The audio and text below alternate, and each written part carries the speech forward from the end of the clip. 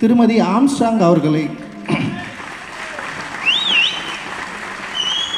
ஒரு தவிர்க்க முடியாத சக்தியாக மாற்ற வேண்டும் நம்ம எல்லாரும் விரும்பினா, அண்ணன் அவர்களுக்கு நம்ம செய்யக்கூடிய மிகப்பெரிய மரியாதையாக நம்ம நினச்சோன்னா அவர்களை நம்ம ரொம்ப திட்டமிட்டு செயல்பட்டு திருவள்ளுவர் மாதிரியான ஒரு தொகுதியில் அவங்களை வந்து நிற்க வச்சு அவங்களை வெற்றி பெற வைப்பதற்கு இப்போத்திருந்தே வேலை செஞ்சோன்னா டெஃபினட்டாக நம்மளால் சக்ஸஸ் பண்ண முடியும். நீங்கள் யாருன்னு கேட்குறாங்களா, அவங்களுக்கு யாருக்குன்னு நம்ம பதில் சொல்லலாம். ஆம்ஸ்ட்ராங்னா யாருன்னு கேட்டாங்களே, அவங்களுக்கு ஒரு பதில் சொல்கிறதுக்கான வாய்ப்பை நம்ம ஏன் உருவாக்கக்கூடாது? நான் வேலை செய்வதற்கு தயாராக இருக்கு, நான் வரேன், நீங்கள் எல்லாருமே வாங்க. பாரு, வெற்றி தோல்வி மேட்டரே கிடையாது. என்ன சொல்கிறீங்க, சண்டை செய்கிறோமா இல்லையா?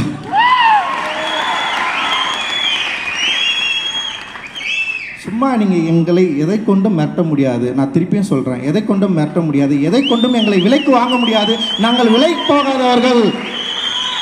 எவ்வளவோ இழந்துட்டோம், ஆனால் வந்து அவ்வளவு இழந்தோம், அவ்வளவு வீழ்ந்தோம். அதாவது மடிந்து விடாதவர்கள், வீழ்ந்து விடாதவர்கள். நம்ம அப்படியே நின்றுக்கிட்டே இருக்கிறோம், தொடர்ந்து சண்டை செஞ்சுட்டே இருக்கிறோம். அதுதான் நம்முடைய சிறப்பு. இன்றைக்கும் கூட தமிழக அரசியல் சூழலில் தலித்துகளின் ஓட்டு மிக முக்கியமான வாக்கு வங்கியாக இருக்குதுன்றதை இங்கே எல்லாருமே நம்பியிருப்பாங்க. யாராலையும் மறக்க முடியாது, மறுக்கவும் முடியாது, அதை வந்து ஒதுக்கி தள்ளிவிடவும் முடியாது. ஸோ யாரோ ஜெயிக்கிறப்ப ஏன் நம்ம ஜெயிக்கக்கூடாது? ஏன் முடியாது? இந்தியாவில் 3% இருக்கிறவர்கள் இந்த நாட்டை ஆளும்போது நம்மளால் ஏன் ஆள முடியாதுன்னு நான் கேட்குறேன். நான் அண்ட் வந்து இந்த என்கவுண்டர் வந்து உண்மையிலே வந்து இந்த கொலைக்கு சம்மந்தப்பட்ட என்கவுண்டரா இல்லை வந்து கொலைக்கு சம்மந்தப்படாத என்கவுண்டரா அப்படின்ற கேள்வியை நம்ம கேட்க வேண்டிய தேவை இருக்குது. அப்போ சிசிங் ராஜா ஏன் நகரத்துக்குள்ளே வராரு, யாரையெல்லாம் சந்திக்கிறாரு, அவருக்கும் இங்கே இருக்கிறவர்களுக்கும் என்ன பிரச்சனை இருக்குது, ஏன் வந்து அவர் வந்து படுகொலை செய்யப்படுறாரு, அவர் படுகொலை செய்யப்படுவதன் மூலமாக என்ன இங்கே நடந்திருக்கலாம், அது பின்னாடி ஏதாவது உண்மை இருக்கா அப்படின்ற சந்தேகம் எழாமல் இல்லை. அந்த சந்தேகத்திற்கு இங்கே இருக்கிற காவல்துறை பதில் சொல்லியே ஆக வேண்டும். என்னுடைய கனவுல வந்து அண்ணன் வந்தார் நேற்று. அதுதான் அந்த ஒயிட் அண்ட் ஒயிட்டில் வந்து இருந்தார். அவருக்கு பின்னாடி நிறைய பேர் இருக்காங்க. ஆனால் அவருக்கு பின்னாடி ஒரு பெரிய கூட்டம் வருது. அந்த கூட்டத்தை பார்த்துட்டு எனக்கு பயம் வந்துடுது. பயம் வந்தோடனே வந்து எனக்கு ஒரு பெரிய சந்தேகம் வருது, அது வேறு ஏதோ ஒரு கூட்டம், அண்ணனை வந்து தாக்க வர கூட்டம் அப்படின்ற மாதிரி வந்து எனக்கு தோணுது. தோன்றப்ப நான் ஒரு நல்ல ஒரு மேடான ஒரு இடத்துல இருந்து நான் பார்க்குறேன். அண்ணன் வந்து கொஞ்சம் அந்த சில மரம் செடி கொடிகளுக்குள்ளே புகுந்து நடந்து வந்துட்டுருக்காரு. அவர் கூட ஒரு சின்ன கூட்டம் இருக்குது. அவர் பின்னாடி வந்து ஒரு பெரிய கூட்டம் வந்துட்டுருக்கு. அவங்க வந்து ரொம்ப ஃபோர்ஸ்ஃபுல்லாக வந்து அண்ணனை நோக்கி ஓடி வந்துகிட்டே இருக்காங்க. நான் பார்த்துட்டேன். அதை நான் பார்த்துட்டு நான் வந்து கத்துறேன். ஆனால் வந்து பின்னாடி வராங்கண்ணான்னு சொல்லிட்டு நான் வந்து கத்துனோடனே வந்து அண்ணன் என்ன பண்ணுறாருன்னா ஒரு பாதுகாப்பான இடத்துக்கு வந்துடுறாரு. வந்துட்டு வராரு. வந்ததுக்கப்புறம் வந்து என்ன நடக்குதுன்னு எனக்கு தெரியல. அண்ணன் வந்து பயங்கர சேஃப் ஆயிடுறாரு. அண்ணனுக்கு எந்த பிரச்சனையும் இல்லை. அண்ணன் பின்னாடி வந்த கூட்டம் வந்து சிதறி ஓடிடுது. ஸோ இது வந்து எனக்கு வந்து நேற்று நைட்டு வந்த கனவு. அண்ணன் வெட்டப்பட்ட செய்தி கேட்ட உடனே அண்ணன் எப்படியாவது உயிர் பொழிச்சிடணும்னு சொல்லிட்டு ஏங்கின அந்த ஒரு நிமிடத்தோடைய ஒரு தொடர்ச்சியாக நான் இந்த கனவை வந்து பார்க்குறேன். இந்த கனவு என்னுடைய கனவு மட்டும் இல்லை, இங்கே இருக்கிற எல்லாருடைய கனவாக அது இருக்கும்.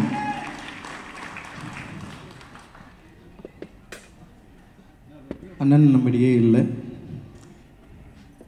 அவரை நினைவு கூற ஒரு இடத்துக்கு வந்து நம்ம வந்து வந்திருக்கிறோம். இந்த புத்தகத்தை நான் முழுசாக வாசித்தேன்.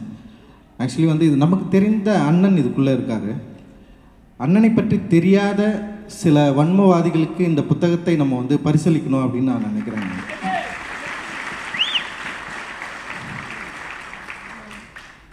அண்ணன் கொலையுண்ட உடனே இந்த அரசாங்கத்தை பற்றி, குறிப்பாக அந்த திமுக அரசை பற்றி எந்த தீங்கும் நேரிடக்கூடாது அப்படின்னு உடனே தீர்ப்பெழுதிய பல வன்மவாதிகள் வந்து இங்கே இருக்காங்க.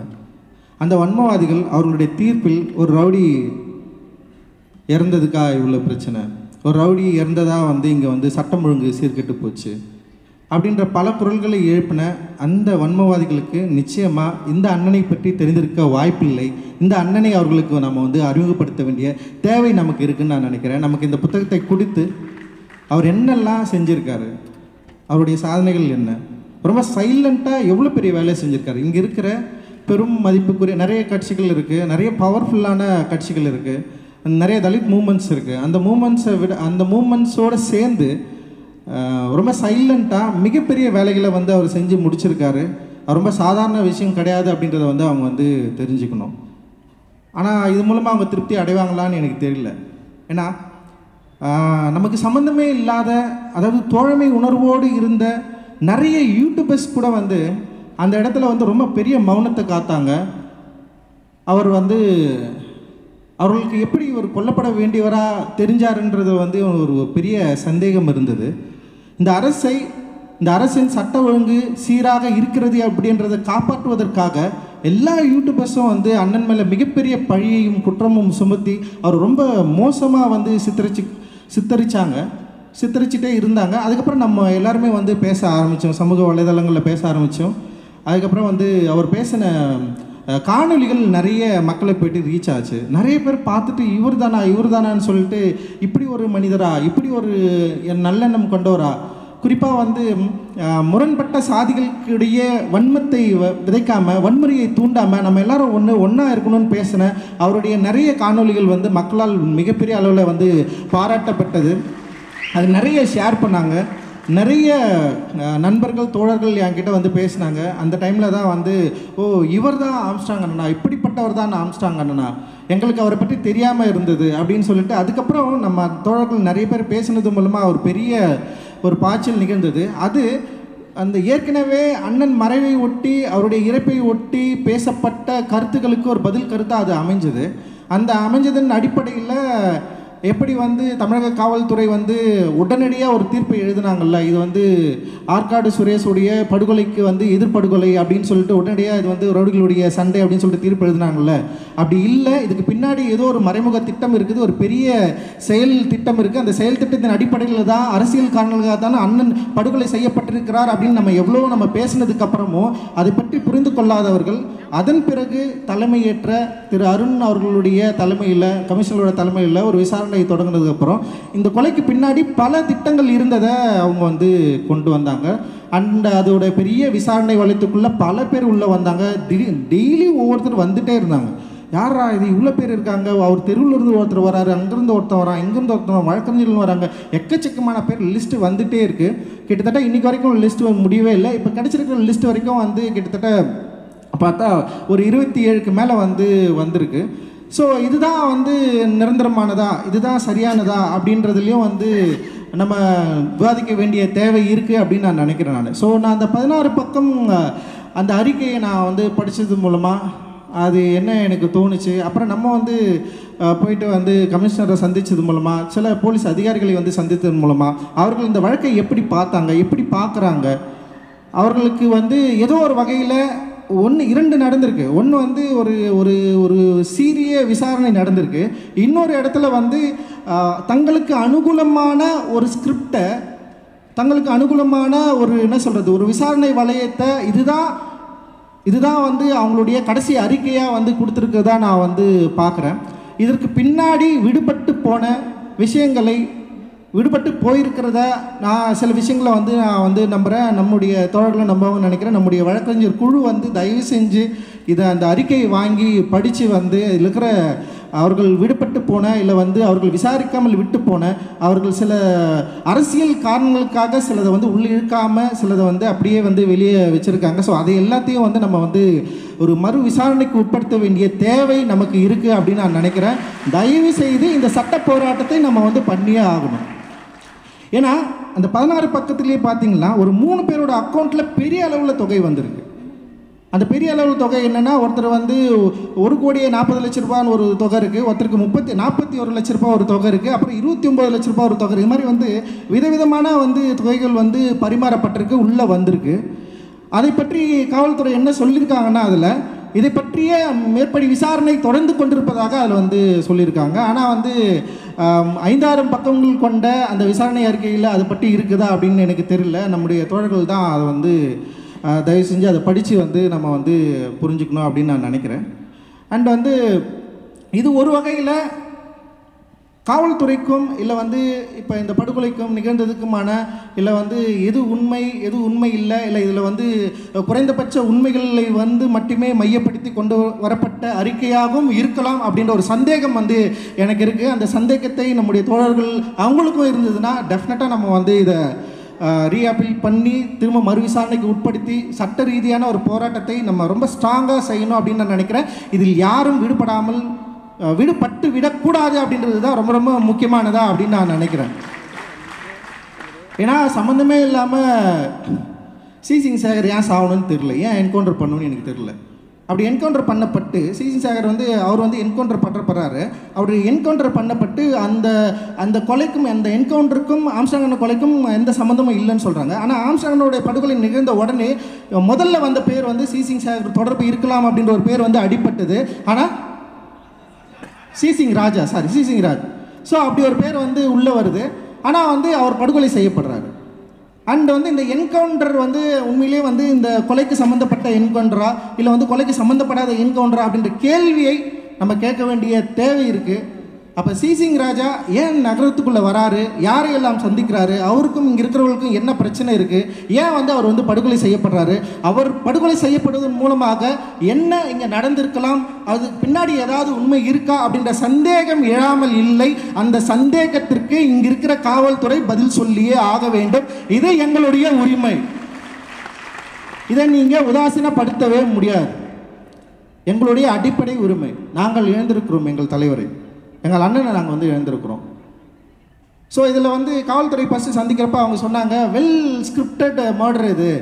ஏன்னா ஃபஸ்ட்டு ஆற்காடு சுரேஷோடைய அந்த அவரை படுகொலை செஞ்சதுக்காக செய்யப்பட்டதாக ஒரு திட்டத்தை கூட்டி இது செஞ்சு இது பண்ணியிருக்காங்க அப்படின்னாங்க. அண்ட் அதுக்கப்புறம் ஒரு பெரிய விசாரணை வளையம் வந்தது. அதில் நிறைய பேர் நம்மவும் கம்ப்ளைண்ட் பண்ணோம், நிறைய பேர் விசாரித்தாங்க.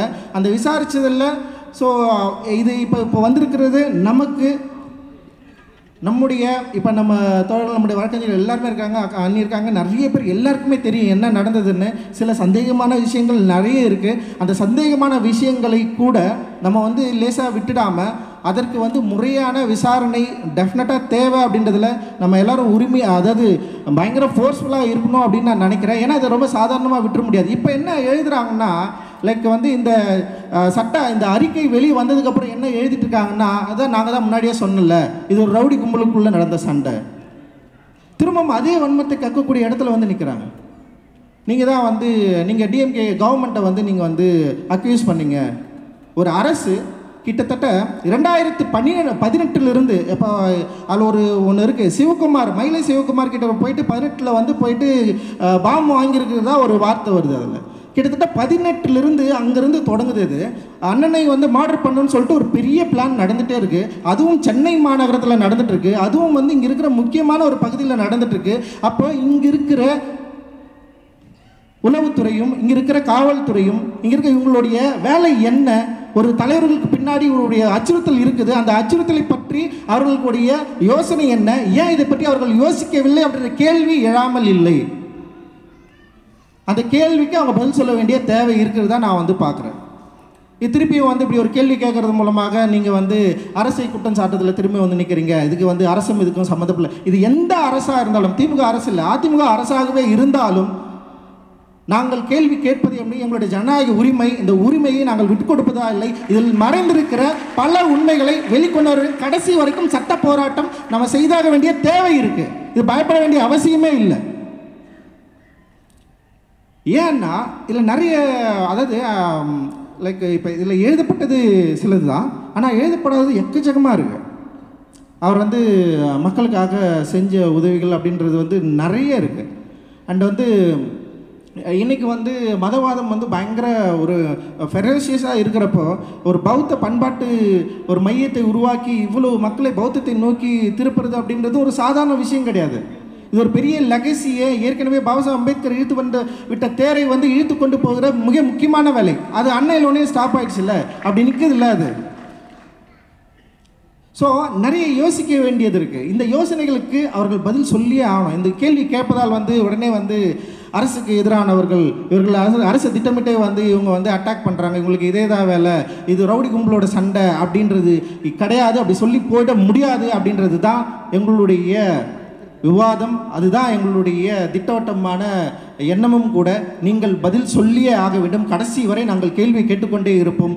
உங்களுடைய அறிக்கைக்காக நாங்கள் காத்து கொண்டிருக்கிறோம். அன்னிக்கிட்டையும் ஆனந்தன்கிட்ட எல்லாருக்கிட்டையும் நான் வந்து வைக்கிற கோரிக்கை என்னென்னா, வருகிற அந்த அறிக்கையை தயவு செய்து ஒரு வழக்கறிஞர் குழுவை வைத்து தீவிரமாக அதை படித்துவிட்டு நமக்கு கரெக்டான ஒரு பதிலை நம்ம சொல்லணும். நம்ம சைட்லேருந்து ஒரு பதிலை சொல்லணும். நம்முடைய சந்தேகங்களையும் பிரச்சனைகளையும் திரும்பவும் வந்து ஃபைல் பண்ணி அதுக்கு பதில் சொல்ல வைக்க வேண்டிய தேவையை நம்ம வந்து உருவாக்கணும். அதற்கான ப்ரெஷரை வந்து உண்டாக்கக்கூடிய ஆட்களாக நம்ம மாறணும் அப்படின்றது தான் என்னுடைய ஒரு வேண்டுகோளாக நான் இங்கே வந்து வைக்கிறேன்.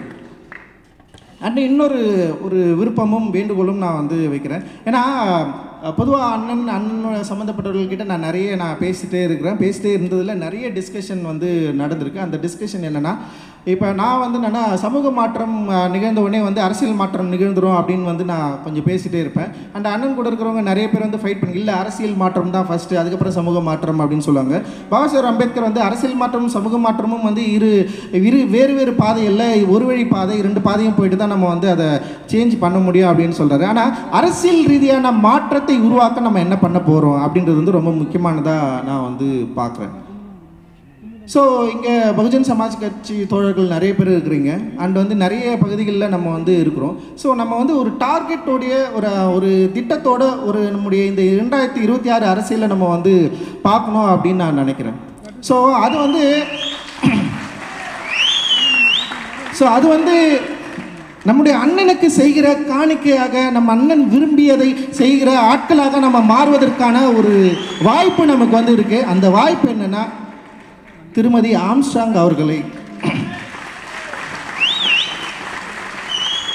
ஒரு தவிர்க்க முடியாத சக்தியாக மாற்ற வேண்டும் நம்ம எல்லாரும் விரும்பினா, அண்ணன் அவர்களுக்கு நம்ம செய்யக்கூடிய மிகப்பெரிய மரியாதையாக நம்ம நினச்சோன்னா, அவர்களை நம்ம ரொம்ப திட்டமிட்டு செயல்பட்டு திருவள்ளுவர் மாதிரியான ஒரு தொகுதியில் அவங்களை வந்து நிற்க வச்சு அவங்களை வெற்றி பெற வைப்பதற்கு இப்பத்திலிருந்தே வேலை செஞ்சோன்னா டெஃபினட்டாக நம்மளால் சக்ஸஸ் பண்ண முடியும்.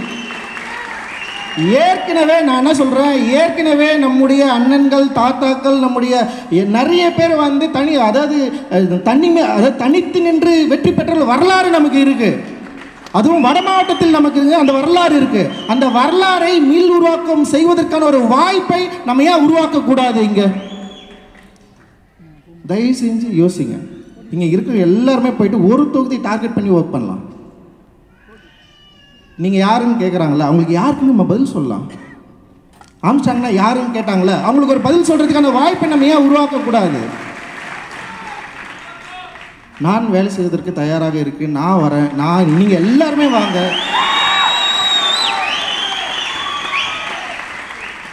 இப்பயே முடிவு பண்ணலாம், திருவள்ளூர் தொகுதின்னு முடிவு பண்ணிக்கலாம்.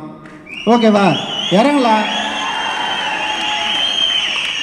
கன்ஷிராம் அவர்களைப் போல திண்ணையா போயிட்டு உட்காரலாம். தெருவா உட்காருங்க. கிட்டத்தட்ட வந்து 2 வருஷம் இருக்கு. நல்லா புரிஞ்சுங்க. 2 வருஷம் இருக்கு. ஒரு 2000 பேர் இருக்க மாட்டீங்களா? 20,000 பேர், எவ்வளோ பேர்? எல்லாருமே ஒரு தொகுதியில் போவோம், எல்லாருமே வேலை செய்வோம். பாரு, வெற்றி தோல்வி மேட்டரே கிடையாது. என்ன சொல்றீங்க? சண்டை செய்கிறோமா இல்லையா?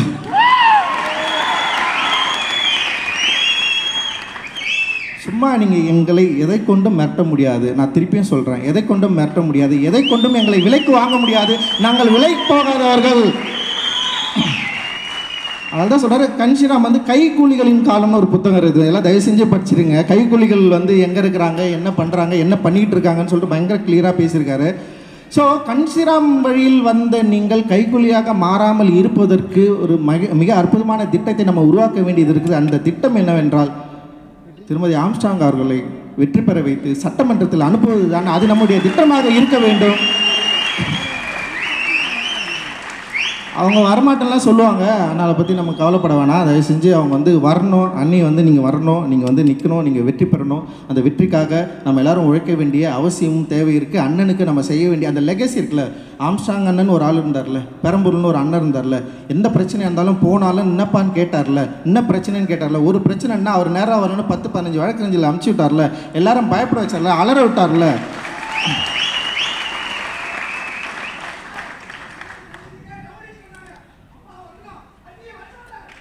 அதுதான் நானும் சொல்கிறேன். ஸோ நாம் வந்து பாபா சாஹேப் அம்பேத்கரின் வாரிசுகள். ஸோ அதனால் நம்ம வந்து யாருக்காகவும் எப்பவும் நம்ம பயப்பட போகிறதில்ல. ஏன்னா இத்தனை காலம் சண்டை போட்டவங்க வந்து இவ்வளோ இன்னும் இருக்கிற காலம் சண்டை போட முடியாதா? நான் இத்தனை காலம் இழந்தவர்கள் இன்னும் கொஞ்சம் இருக்கிற காலம் சண்டை போட முடியாதா? நம்ம எவ்வளவோ இழந்துட்டோம். ஆனால் வந்து அவ்வளவு இழந்தோம், அவ்வளவு வீழ்ந்தோம். அதாவது மடிந்து விடாதவர்கள், வீழ்ந்து விடாதவர்கள், நம்ம அப்படியே நின்றுக்கிட்டே இருக்கிறோம், தொடர்ந்து சண்டை செஞ்சுட்டே இருக்கிறோம். அதுதான் நம்முடைய சிறப்பு. அது சாதாரண விஷயம் கிடையாது. சும்மா வந்து நம்ம வந்து அப்படியே ஓரந்தள்ளி அப்படி விட்டு போயிட முடியாது. இன்றைக்கும் கூட தமிழக அரசியல் சூழலில் தலித்துகளின் ஓட்டு மிக முக்கியமான வாக்கு வங்கியாக இருக்குதுன்றதை இங்கே எல்லாருமே நம்பியிருப்பாங்க. யாராலையும் மறக்க முடியாது, மறுக்கவும் முடியாது, அதை வந்து ஒதுக்கி தள்ளிவிடவும் முடியாது. ஸோ யாரோ ஜெயிக்கிறப்ப ஏன் நம்ம ஜெயிக்கக்கூடாது? அண்ணன் என்ன சொல்கிறாரு? நம்ம ஏன் முதலமைச்சர் ஆக முடியாது? நம்ம ஏன் இந்தியாவின் பிரதமராக ஆக முடியாது? நம்ம ஏன் இந்த நாட்டை ஆள முடியாதுன்னு ஒரு கேள்வி இருக்குல்ல, இது கஞ்சினாவோட கேள்வி தானே, பாபா சாஹேப் அம்பேத்கரின் கேள்வி தானே. நம்ம ஏன் ஆக முடியாது? ஏன் முடியாது? இந்தியாவில் 3% இருக்கிறவர்கள் இந்த நாட்டை ஆளும்போது நம்மளால ஏன் ஆள முடியாதுன்னு நான் கேட்குறேன். நான் ஸோ இந்த நாட்டை ஆளக்கூடிய எல்லா எண்ணங்களும் பண்பும் இந்த மக்களை ஒன்று சேர்க்கக்கூடிய பாபா சாஹேப் அம்பேத்கருடைய எண்ணமே வந்து என்னென்னா பிசி எம்பிசி ஓசி எல்லாரையும் ஒன்று சேர்த்து ஒரு பெரிய அரசியல் சக்தியை உருவாக்கணும்னு விருப்பப்பட்டார். ஆனால் அந்த விருப்பம் உடைக்கப்பட்டது. ஒவ்வொரு டைமும் உடஞ்சி இன்றைக்கி வந்து எல்லாருமே எதிரெதிர் அணியில் இருக்கிறோம். ஸோ நம்ம இன்றைக்கி ஒரு முக்கியமான இடத்துல வந்து நிற்கிறோம் நான் நினைக்கிறேன்.